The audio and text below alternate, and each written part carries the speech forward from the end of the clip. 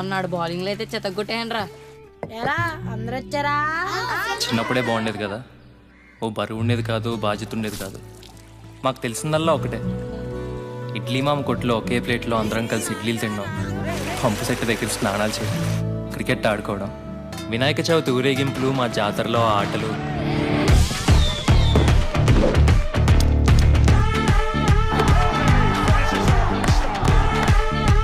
బజ్జీలు బజ్జీలు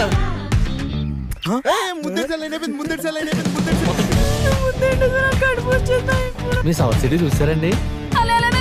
ఒక అమ్మాయి ఎవరైనా అడుగుతారా? ఈ రోజు నుండి నువ్వు నా చెల్లివి. ఫ్లేమ్స్ చెప్పింది కదా.